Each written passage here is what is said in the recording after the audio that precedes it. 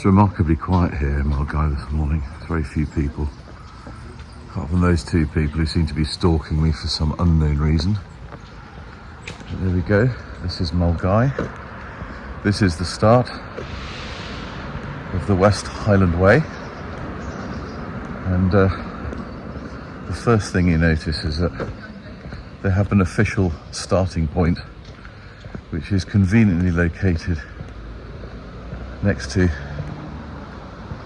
a subway and also a Greggs, which you'll see. There we go, this is it. And that marker there, 20 feet in front of me, is the demarcation, the starting place of the West Highland Way. You're not going to miss that, are you? Look at that, the West Highland Way. All right, just take a few deep breaths before I start on the next 96 miles that I'm about to do. Hopefully see these guys about 7 kilometers in. I'm going to follow the trail out of here as the aeroplane goes overhead. Check in about a couple of kilometers, see how I get on. All right, check, over and out.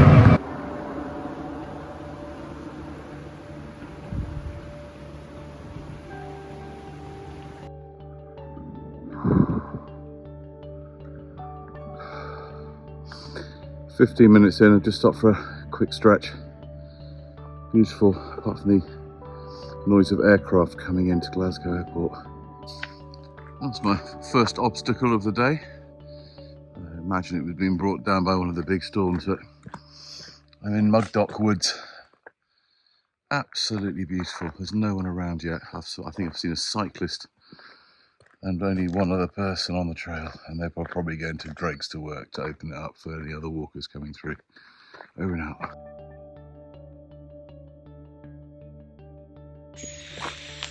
So my plan for day one is to walk from Mulgai to Roardennen.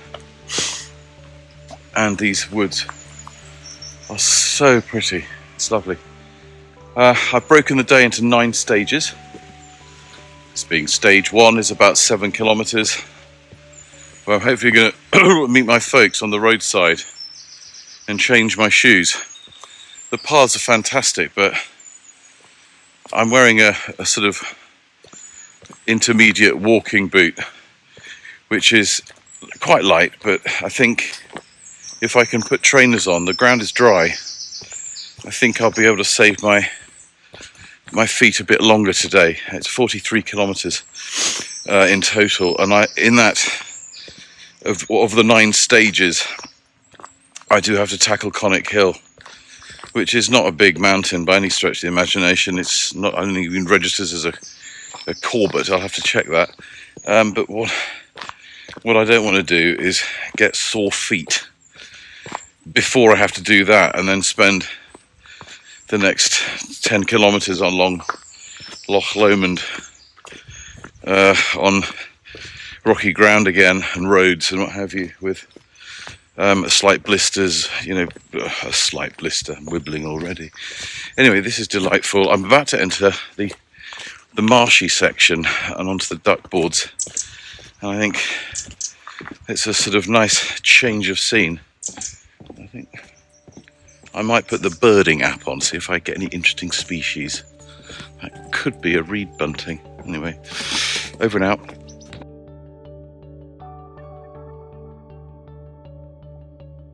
So I've just started stage 2. I met up with my folks on the Stocky Muir Road, and I changed my foot. I've put my trainers on because this track's pretty good. I know it quite well.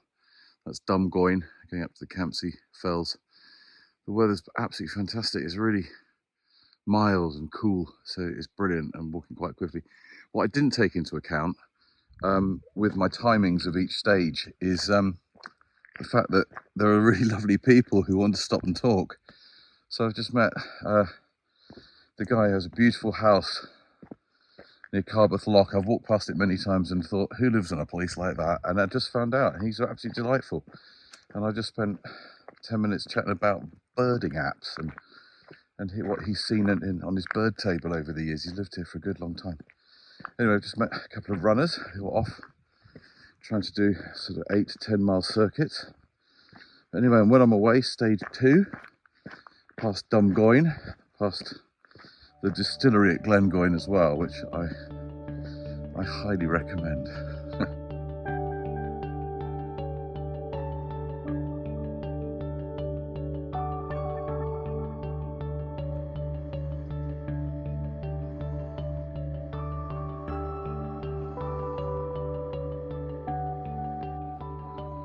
Just taking a moment before I reach Turnip the Beat, which is end of stage 2. I'm not next to the A81. That's actually been a pretty good leg. I did it a bit faster than I expected.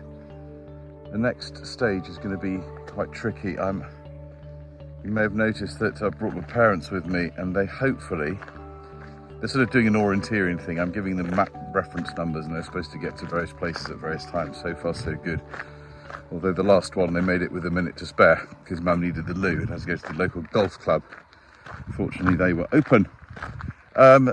Anyway, I'm going to try and encourage one of them to come walking with me on the next stage. So we shall see how that goes. Although I suspect the phone call coming through now is probably telling me that either Turnip the Beat's shut or they've got no sausages. Laters.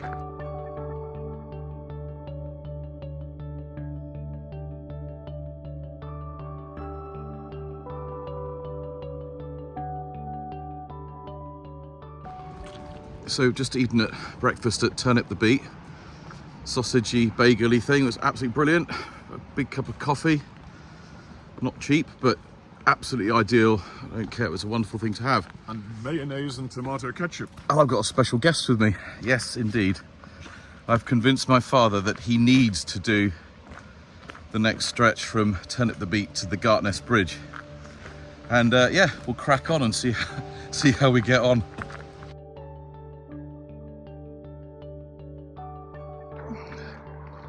Just an update, only 18 minutes to go to Gartness Bridge.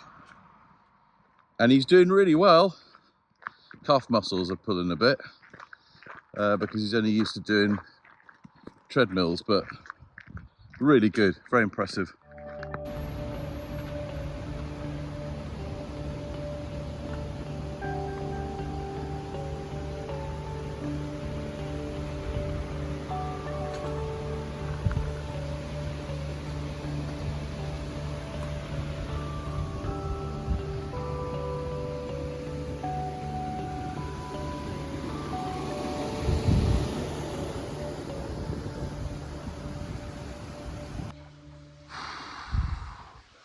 Just stopped at a nice little stream on the Gartness to Drimmen Road, and there's a squirrel. I'm really glad I packed my trainers, because doing this in boots or even intermediate walking boots is hard. This is tarmac, so you've gone from like the gravel, which is the little rocks, which start to sort of, at the beginning it's like massaging your feet, and then after a while I think, that's not doing them a lot of good. And now I'm on tarmac and have been for about 2 kilometers. I'm just so glad I put trainers in, because now I can, autumn's happening clearly, everything's just falling out the tree. I'm pushing on now to just meet my parents very briefly. I'm making good time, so I might even push on a little bit ahead of schedule just to give myself a bit more time on Conic Hill. It's going to be a heck of an ordeal getting up that thing. Anyway, about 20 kilometres into the walk now, 18 kilometres into the walk now. So let's go push on. Cheers.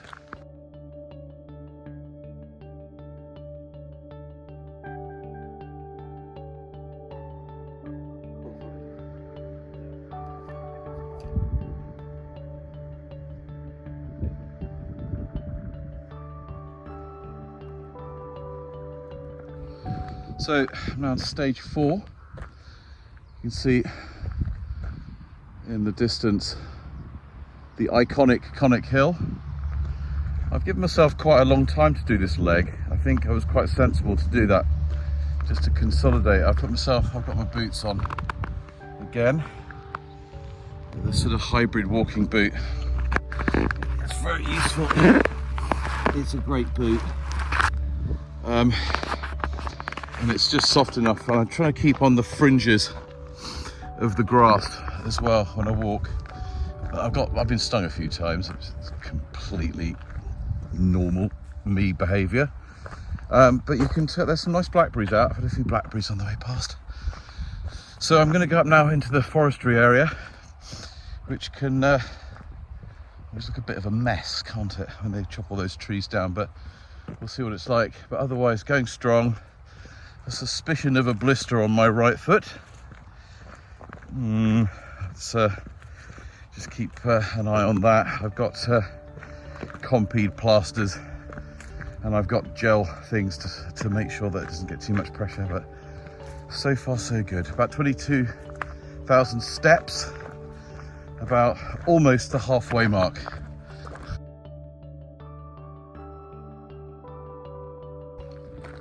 I walked this section with the kids, I don't know, 2 years ago.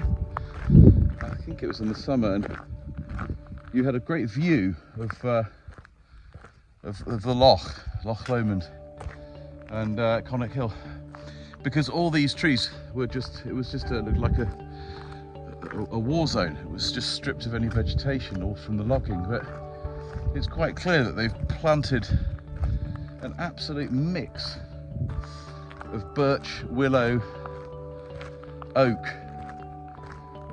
There's all sorts of things that in 2 years have just sprung up. I mean, that's what they do, but I mean, it's pretty obvious, but it's actually incredible to see how much it's changed, the landscape, in just 2 years. Fascinating.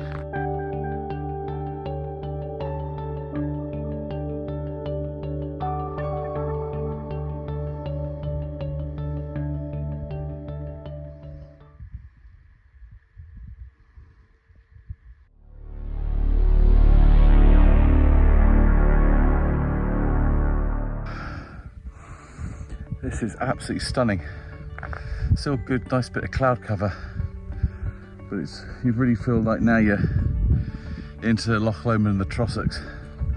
I've probably got another 30 minutes to go to reach the top of Conic Hill, but I've become very good at the slow trudge. I wonder where I honed those skills, Adrian Errett.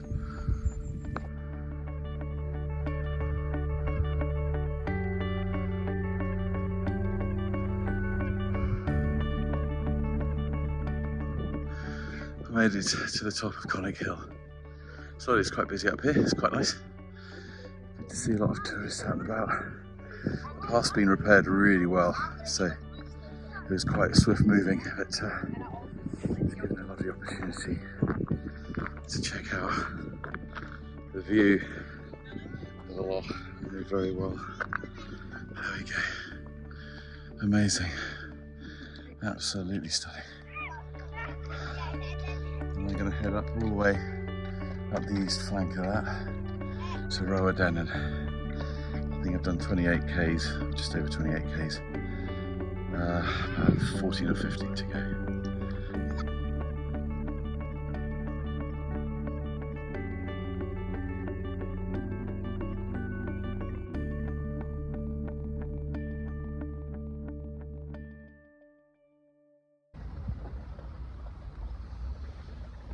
Just leaving the marina at Balmaha. It's very busy there. Car park's packed, pub's packed. They're obviously making some really good business. So I'm now heading along the banks of Loch Lomond, and there are quite a lot of midges, which is a little bit ominous. However, it's nice and cool under the trees.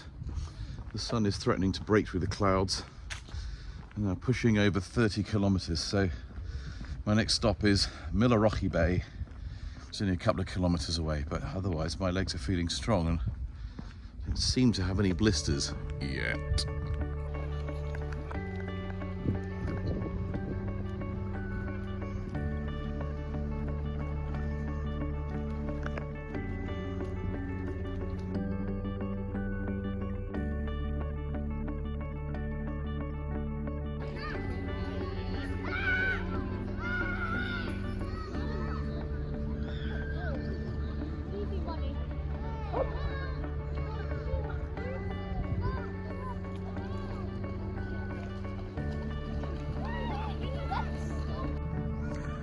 So I've now got to Rocky Bay. I've only got one big push to get to Roadennan, but I did a scientific experiment and I've just discovered that Loch Lomond is very cold. I'm getting out.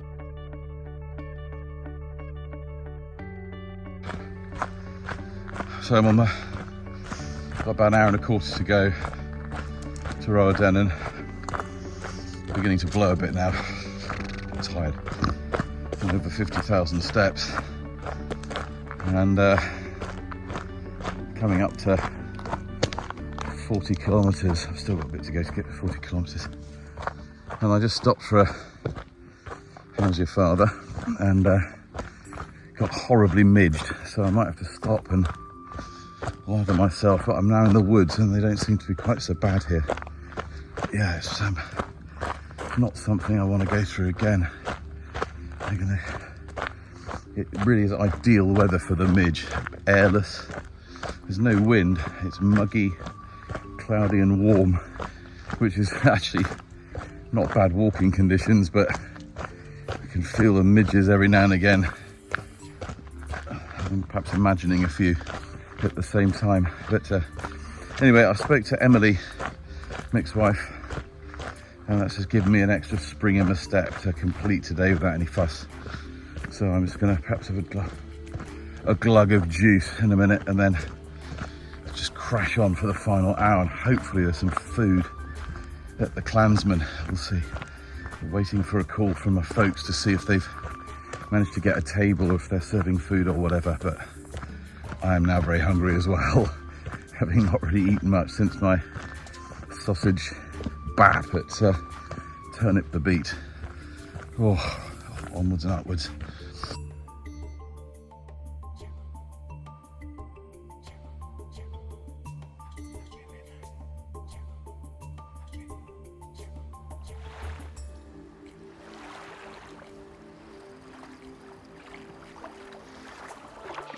I'm about 10 minutes from finishing, and every time I think I've made my last little ascent, there's another one.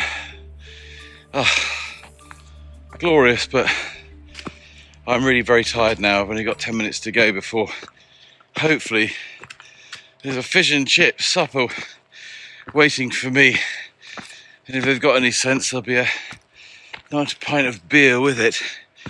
But yeah, this has been an extraordinary last few kilometres. It's really heavy going on the legs. Thank God I've got my sticks. I really would have hated that without sticks. Oh, it goes up again. Oh, I'm really puffing now. Fish and chips, fish and chips.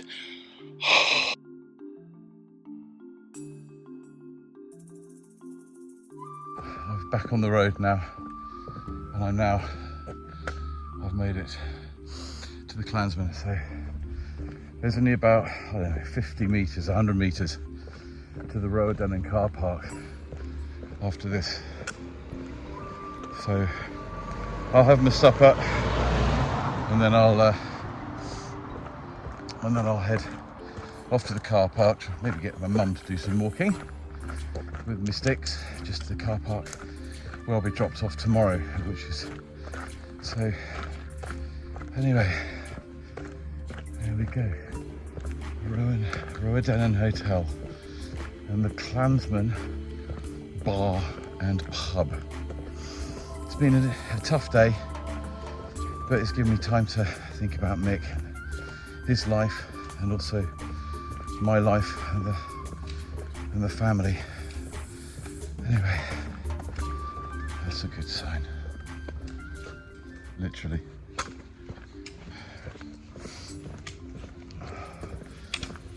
Where is it?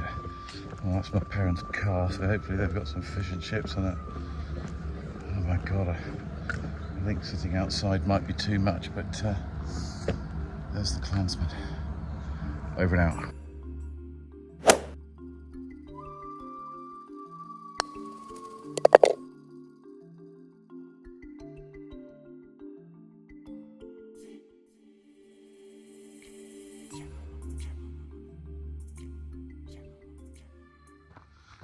Good morning, day 2.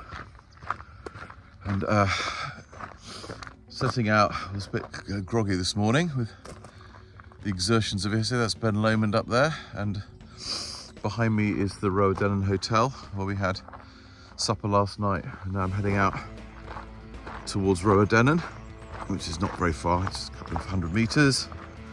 And then I'm onto the trail, and I'm definitely taking the higher road as I'm on my own.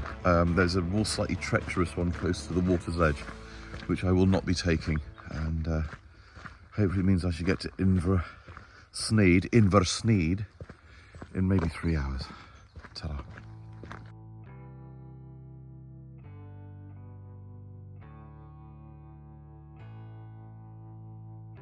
I've just reached the split in the trail.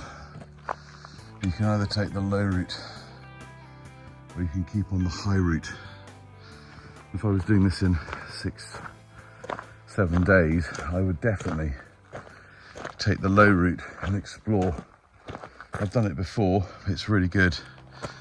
But as I've only got 4 days, I'm going to keep plodding upwards onto the high route just to keep my feet in good shape.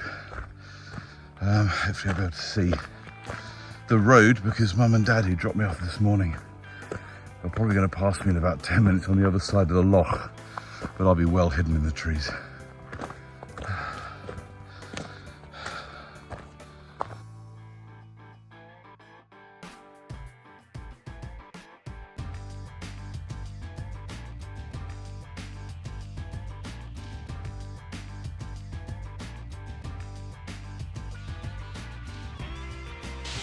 The last 3 kilometres of the walk into Inversneid was quite hard, actually.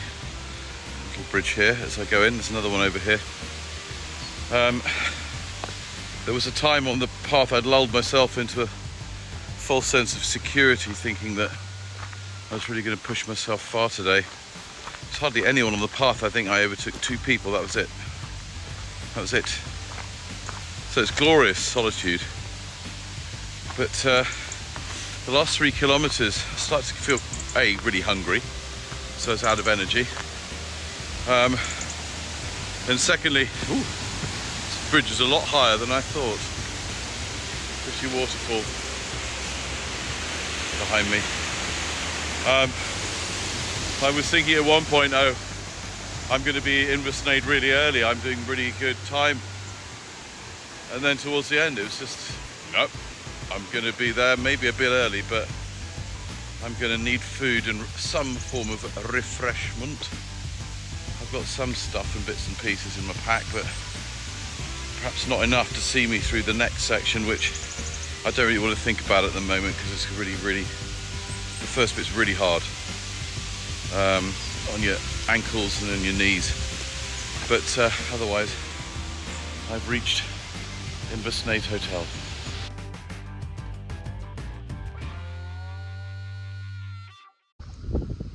So I've managed to excel myself by getting here a bit early, and they don't serve coffee until 10:30, and they don't serve food until 1 o'clock. So that's a bit annoying, but that means I don't get to sort of take my shoes off and relax as much as I want to, but I'm going to push on. There's a lovely, very cool breeze that's coming across the loch at the moment, and it's really cooled me down nicely. It's very cloudy, but the breeze means that where I'm sitting there are no midges, and I've just doused myself in aloe vera skin so soft, whatever they call the stuff. You can see across the loch there, the penstocks in the background, which are there, which come down from Loch Sloy, which is on Ben Forlich. And anyway, the next bit is hard, so I'm going to take my time, start off a bit early, but just had something to eat. I did bring food, thank goodness I did, because I'd have been struggling now. And I've got plenty of water to get me through to Ben Glass, which should be another 2.5 hours. Whew.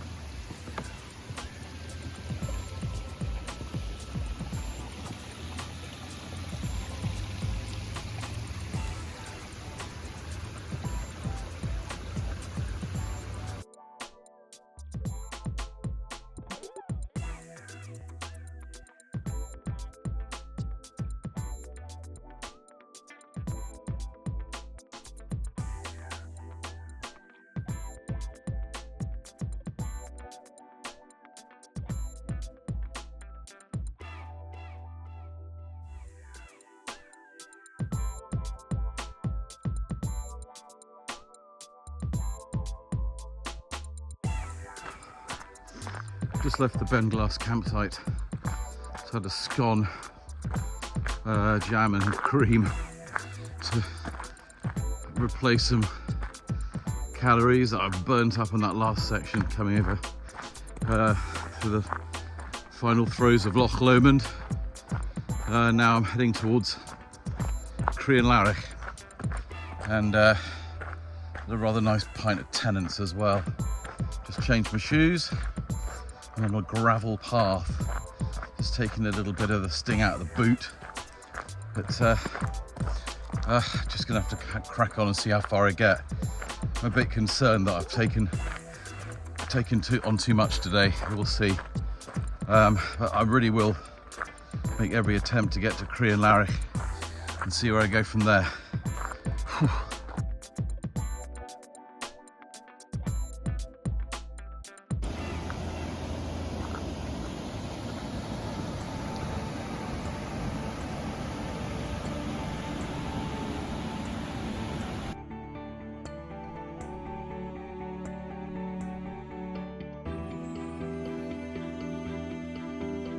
Oh, that is glorious. Scotland at its finest. Apart from the Munros having their peaks above the clouds, so you can't quite see them, but it's absolutely stunning scenery. Absolutely exhausting walking. But I should be in Crianlarich in half an hour. Yeesh. I'm about 8 minutes from the Crianlarich turn off, and I'm not going to go to Crianlarich as I planned. I'm going to have a 5-minute water stop, plug my phone in, stop. Apple Watch is dead, so that's no point in charging that, and then just have a couple of mouthfuls of Mick's nuts and push on to Tindrum. I met a man about 20 minutes ago who was preparing for the Highland Fling. What is the Highland Fling, I thought? And he told me. The Highland Fling is a 2-part race. One year it's Mulgai to Tindrum, and the next year it's Tindrum to Fort William. And he was just having a quick research of the stage from Crianlarich to Inversnaid. So I'd seen him running towards Inversnaid over the really tricky bit. So not really running, but he's just come back and said, in this weather it's almost impossible. And in fact, bless him, he even admitted to having stopped at Benglass campsite for a tuna sandwich.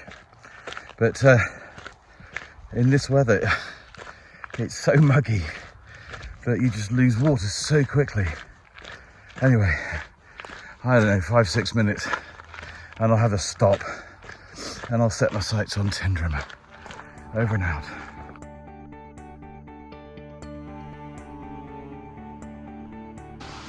I'm properly pooped now. I've just stopped this beautiful river just to chill out a bit and stretch my legs. Hopefully, I've got about an hour and a half left. Hopefully, but I'm struggling now. Oof.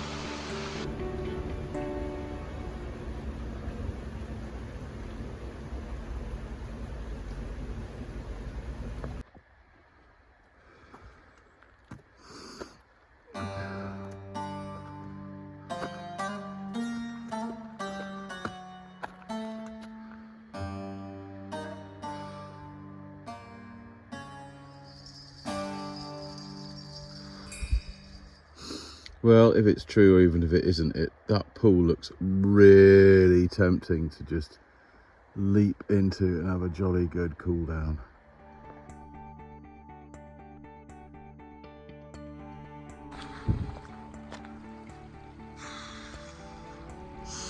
Just got a sniff of battery left. The sun's out. It's absolutely beautiful by the river. I'd love to just plunge my feet into it, but I'm just keen to try and get some get some food inside me and get a night's sleep. Anyway, that's the second day. Goodness knows how many miles I've done. So day 3, Tyndrum. Just setting out from Tyndrum. It's got a very cool morning and there's a slight breeze, so able to just settle into a good stride. My plan today, it's a train. Plan today is to conserve energy, conserve water, take a slightly slower pace and not stop so much, but be regular with my taking of water and energy, snacks. I don't know what I'm going to find later on at the Bridge of Orchy or at the Inveroran Hotel. It's a good chance that I'll miss serving times. Did yesterday in Vesnade. So just slowly and surely and see how we get on.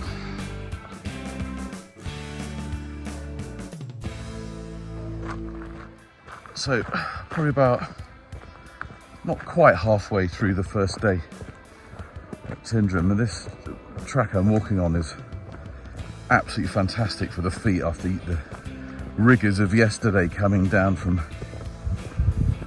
Crian Larrick through the forests, and that was really punishing yesterday, and I'm pleased to say that today my body's holding out pretty well. I've got a sort of pain in one of my toes in my left foot, and the ball of my right foot has been hurting since day 1, so I just have to get on with that. But just had a really nice chat to a lady from the Netherlands, young lady, really good. I mean, while we were talking, I think we covered about 2 kilometres at quite fast pace until I'd bored her so much that her friends had stopped walking and were having a rest break about 100 yards behind her.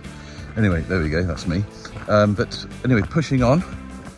The views are absolutely stunning. I mean, we're really into the Highlands now, so the weather's good. Bit overcast, but cooler than yesterday.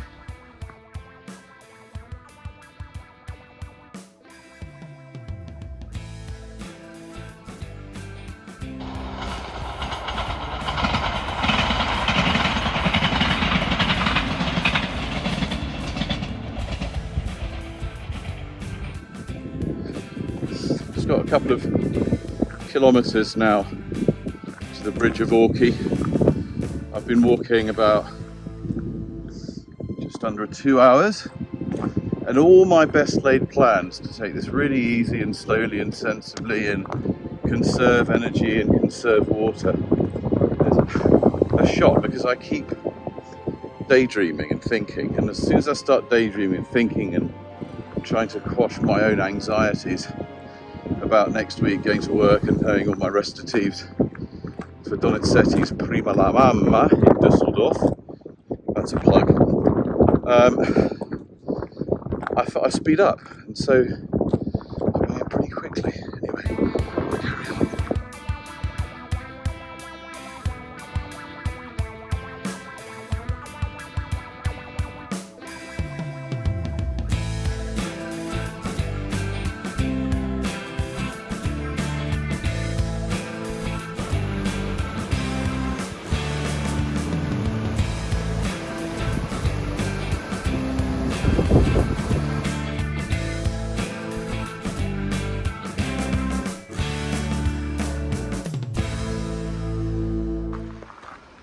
I've just set out from Bridge of Orchy onto the woodland trail through the conifer plantation up to Inveroran Hotel. Quite spectacularly, I managed to miss the breakfast serving and I'm too early for lunch, just as I did at the Vesnade Hotel.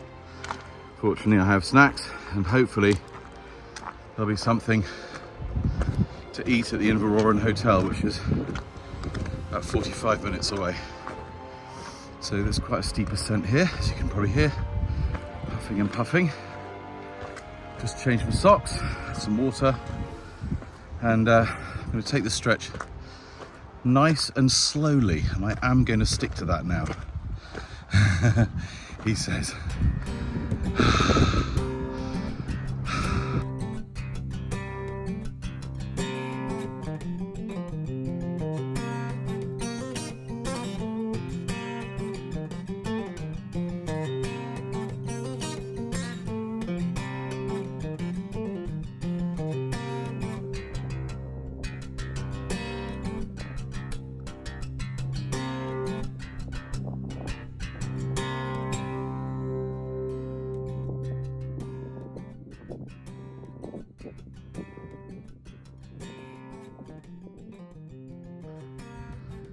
I decided to film this one without my face in the way because it's so beautifully scenic.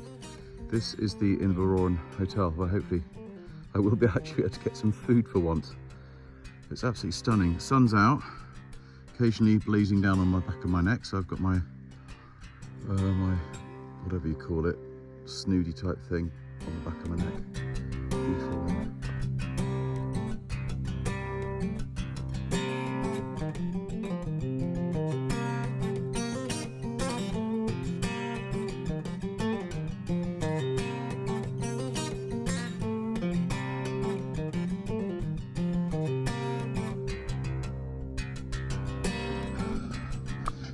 It's only a kilometre or so since I left the Inverurie Hotel, having had a sandwich and picked up a couple of bananas, and now I'm on the Drovers Road to Glencoe. There are a few people on the path with me, which is good. The guy in the shop said that there's going to be a problem tomorrow with the weather. He said there's a storm coming in from the Atlantic, and I searched online to see if I could find anything to suggest that might be the case, but I can't. So I don't know what he was talking about, but it's a bit concerning, and it'll certainly affect whether I get to Fort William tomorrow. But I'm going to keep an eye out and keep an eye on the weather and see if I can get some better information. But it'd be a nightmare to have to break this up because of storm warnings. I mean, it's very exposed on top of the Devil's Staircase, and notoriously bad weather in Glasgow, sorry, in Glencoe. So I'll just have to wait and see. Anyway, I filled up my water. There are no midges on the path. It's blue skies overhead, so I'm being a bit protective of the back of my neck. I don't want to get heat stroke. It's knocking on 20 degrees. So anyway, it's glorious, proper Highlands scenery, so I'm enjoying it a lot. Ta-da.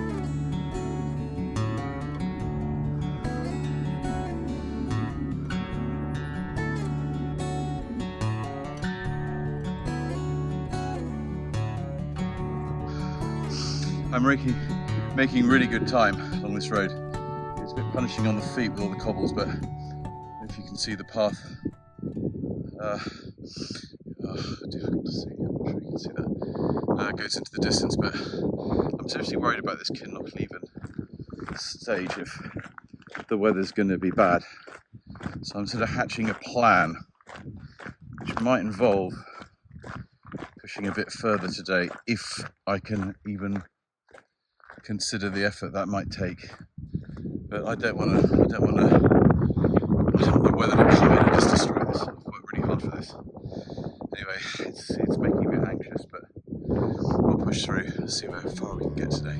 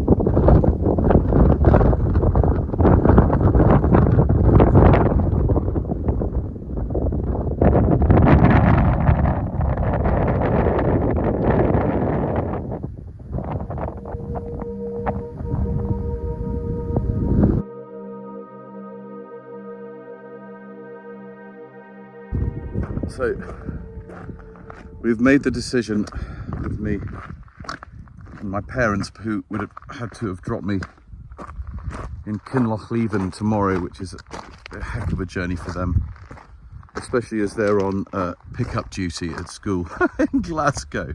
It's just unfair. So I'm gonna be unselfish and I'm going to be praying for a decent weather day tomorrow and hoping that that guy in the Inveroran shop was wrong. Anyway, what I am going to do is I'm going to cut out the 4.5 kilometre section at the bottom of the Devil's Staircase and so I can get there early tomorrow and push on through. And if the weather is awful and I have to stop in Kinlochleven due to severe weather, then I can still get to Fort William and get extracted, admit defeat. Obviously I don't want that to happen because I'm absolutely raring to go, and I've just hit perhaps the most scenic part of this, which is the beginnings of Glencoe. Anyway, I might go and get a beer at the King's House Hotel. Hurrah.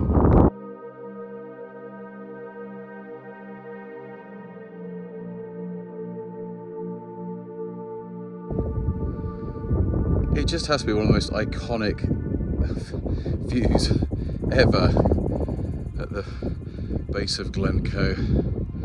Amazing. Haven't got long now. Looks like I might have to forego a beer at the hotel to get moving a bit. Might stop just to have a drink and finish my supplies. And what an amazing walk across Rannochmore. Thoroughly advise it. So you've got to do it sometime. I was just lucky with the weather today, but it is remarkable.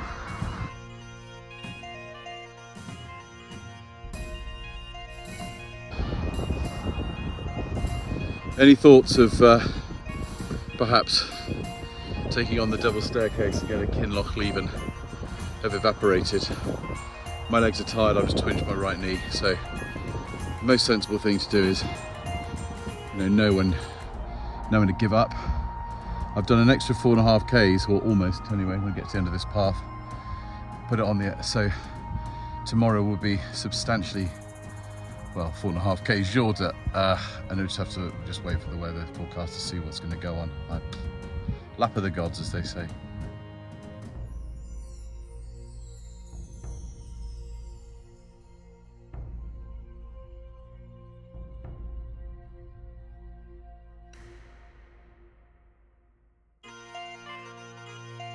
Morning. It's day 4. I've got the weather window I wanted, certainly for the morning anyway. Obviously it's quite overcast, but there's not much air, and I'm being absolutely bombarded by midges. I don't know if you can see my arm there, but I just have to get on with it. I'm just gonna suffer it and get on with it. I've got to move quickly today, but not too quickly. Anyway, day 4 from the Devil's Staircase, onwards and upwards.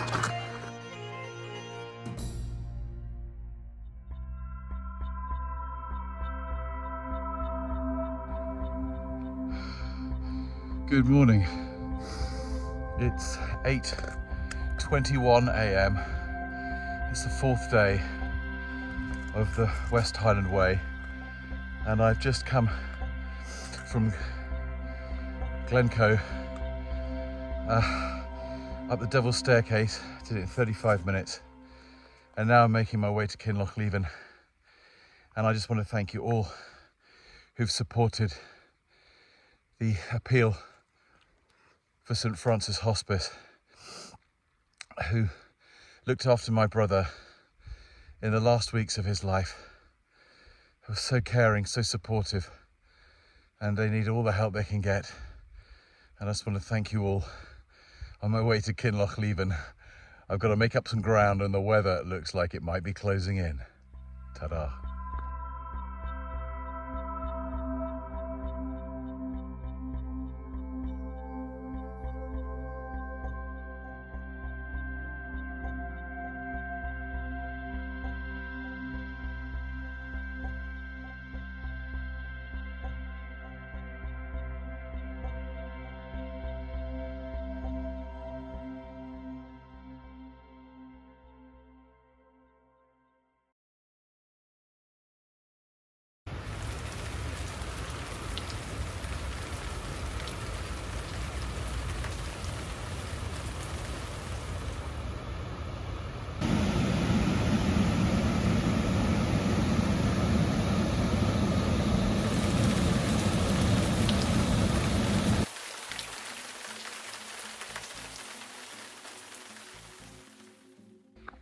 So I've just left Kinlochleven. I've been going about half an hour, it's very steep, through the birch woodlands, and I don't know if you can see, but I'm absolutely inundated with midges. I mean, they are, I've given up caring.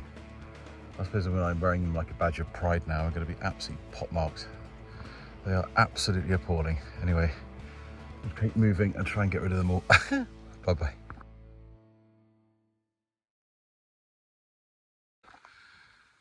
I'm an hour out of Kinlochleven now, out of the woodland, and the midges are still pretty bad, but they're much better than they were.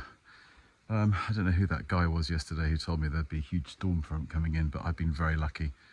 I think he might be the village idiot. I don't really mean, but really, you don't say stuff like that to people, especially with people with anxiety like me.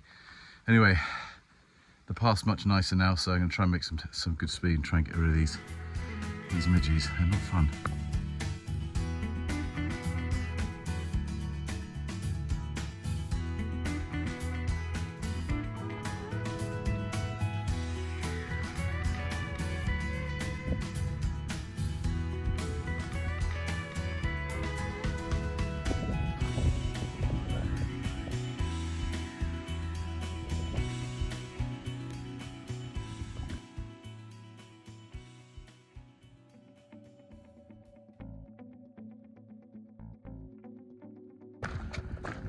The trail has just turned a corner. We've been going pretty straight for quite a long time on the glen, maybe 4 or 5 kilometers. And this corner, it's turned, I think it's now taking us down, predominantly downhill. It's been an extraordinary path, this, crossed by little streams and sometimes a little bit more forceful. I've certainly been drinking the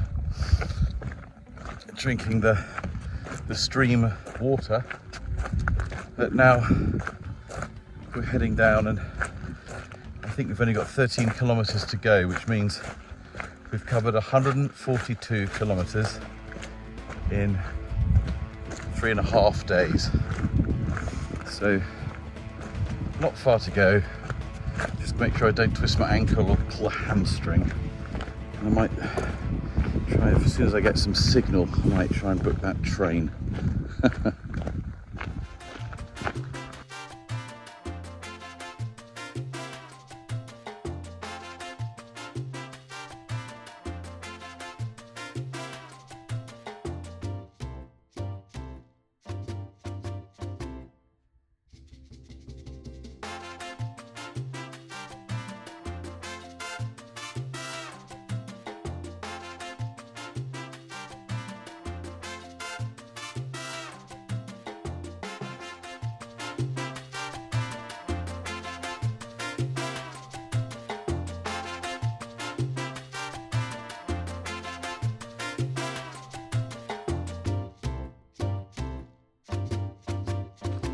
I've only about 5 kilometers to go down the logging tracks into Fort William, right underneath, I didn't time this very well, but right underneath the misty cliffs of Ben Nevis, which the clouds haven't quite relented enough to show the top of it, but it just gives you an impression of how big it is compared to everything around. But anyway, all well, and I'm looking forward now to walking through town. A couple of things that I noticed on this last stretch. I don't know how I managed it, but I only had one insole in a boot. I had my left insole, but not my right insole. Don't know how that happened. Anyway, I've had a stone rattling around in my right boot for most of the day, which has caused me immense discomfort. And I just took an opportunity while it wasn't raining, which it is now, to remedy the situation. I brought along a spare pair of rubberized insoles, and I cannot tell you the difference it makes to walking on cobbles. If only I'd done that 4 days ago. That's all he needed to do. I'm being bitten by something. Ouch. If only. Anyway, the discomfort has only made this more poignant. There's a little tiny frog, a froglet. Anyway, not far to go now, but one has to come to terms with one's own stupidity.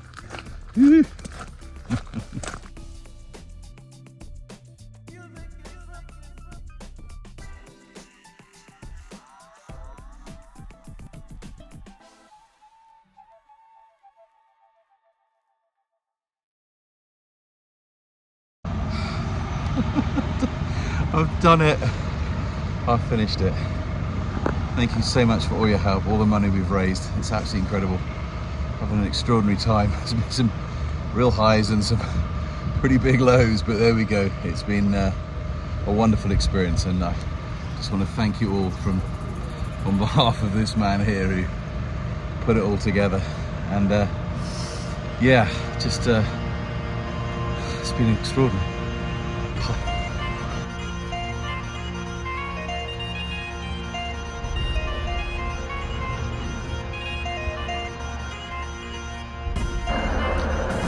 The ScotRail service from Fort William to Glasgow has to be one of the best services ever.